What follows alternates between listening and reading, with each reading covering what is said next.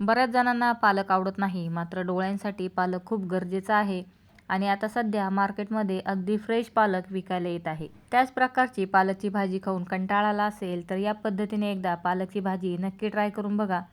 त्यासाठी पालकची गड्डी साफ करून घेतलेली आहे आणि त्यातील अर्धाच पालक इथे मी कापून घेतलेला आहे.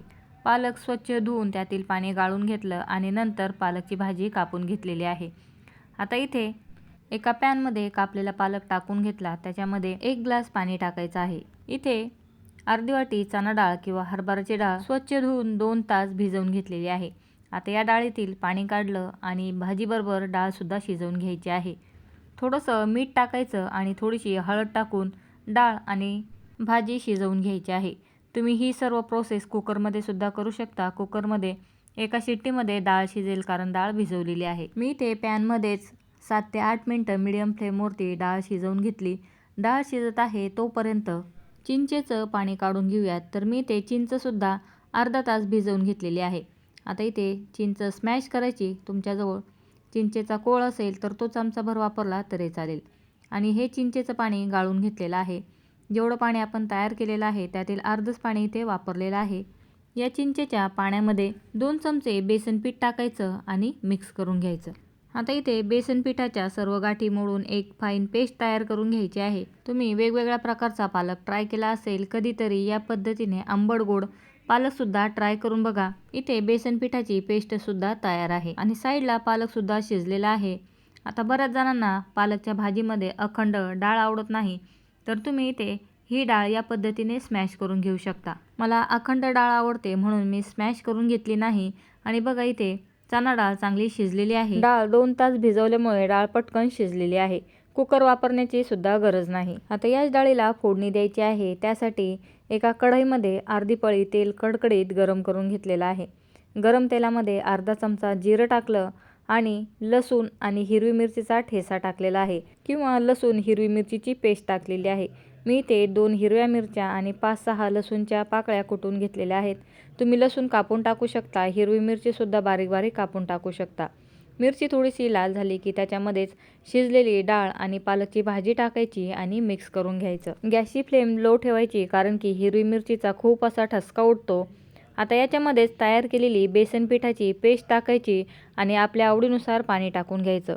बेसन पीठ टाकलेलं आहे त्यामुळे भाजी पटकन घट्ट होणार आहे. मी पुन्हा याच्यामध्ये पाव कप पाणी टाकलं आणि मिक्स करून घेतलं. आता इथे बेसन पीठसुद्धा 4-5 मिनटं शिजवून घ्यायचं आहे. बेसन पीठ टाकल्यामुळे भाजी पटकन घट्ट होते आणि ती थंड झाल्यानंतर खूप ड्राय होते, म्हणून इथे पाण्याची कन्सिस्टन्सी ॲडजस्ट करून घ्यायची. चिंच टाकलेली आहे किंवा चिंचेचं पाणी टाकलेलं आहे म्हणून याच्यामध्ये थोडासा गूळ टाकला आणि मिक्स करून घ्यायचं. आपल्याला इथे बेसन पीठ चांगलं शिजवून घ्यायचं आहे. आता गूळ टाकलेला आहे त्यामुळे भाजी आणखीन थोडीशी पातळ होणार आहे. आता इथे भाजीमध्ये मिठाचं प्रमाण चेक करायचं आणि थोडंसं मीठ टाकून घ्यायचं. आपण भाजी शिजवताना सुद्धा मीठ टाकलेलं आहे त्याच्यामुळे मीठ थोडंसं कमी टाकायचं आणि पुन्हा 2-3 मिनटं भाजी शिजवून घ्यायची. बेसन पिठाची पेस्ट टाकल्यानंतर 7 ते 8 मिनटं भाजी शिजवून घेतलेली आहे आणि गॅसची फ्लेम लो ठेवलेली आहे, म्हणजे बेसन पीठ चांगलं शिजेल आणि तोंडामध्ये बराच वेळेस कच्च्या बेसन पिठाची चव लागते ती लागणार नाही. आणि बघा इथे आपली भाजी तयार आहे.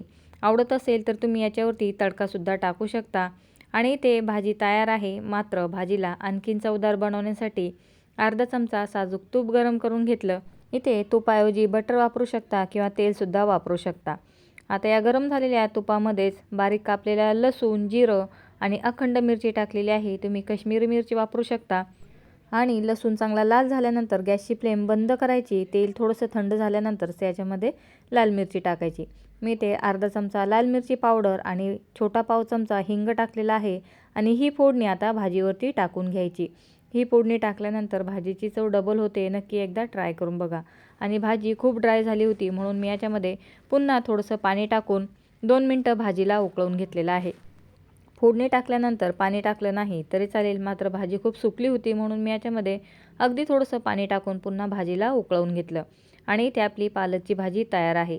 जर तुम्हाला आंबट गोड चव आवडत नसेल तर गूळ आणि चिंचेचं पाणी स्किप करून तुम्ही भाजी ट्राय करू शकता. इथे पालकची भाजी तयार आहे. बऱ्याच जणांना पालक आवडत नाही, मात्र या पद्धतीने ट्राय करून बघा. ही भाजी तुम्ही बनवून डब्याला देऊ शकता किंवा घरी गरमागरम भाताबरोबर सुद्धा ही भाजी ट्राय करू शकता। भाजी आणखीन पातळ आवडत असेल तर भाजीमध्ये आणखीन थोडंसं पाण्याचं प्रमाण वाढवू शकता। आणि पालक लहानपासून मोठ्यांपर्यंत सर्वांच्या शरीराला खूप महत्त्वाचा आहे आणि सध्या मार्केटमध्ये पालक भरपूर असा विकायला सुद्धा येत आहे। सारखंच पालकची भजी, पालकची वडी खाण्यापेक्षा या पद्धतीने थोडीशी वेगळी भाजी नक्की ट्राय करून बघा। चपातीबरोबर टिफिनला देऊन बघा किंवा गरमागरम भाताबरोबर सुद्धा ही भाजी खूप छान लागते। क्रिसमस आहे, 31 डिसेंबर आहे, त्यासाठी जर स्नॅक्स बनवायचे असतील तर त्यासाठी पोह्याचे कटलेट, केक बनवायचा असेल तर घरातील सामानामध्ये रव्याचा केक बनवण्याची रेसिपीसुद्धा चॅनलवरती पोस्ट केलेली आहे। डिस्क्रिप्शन बॉक्समध्ये सर्वांची लिंकसुद्धा दिलेली आहे। ट्राय करून बघा। व्हिडिओ आवडला तर व्हिडिओला लाईक करायला, चॅनलला सबस्क्राईब करायला विसरू नका। व्हिडिओ बघितल्याबद्दल धन्यवाद।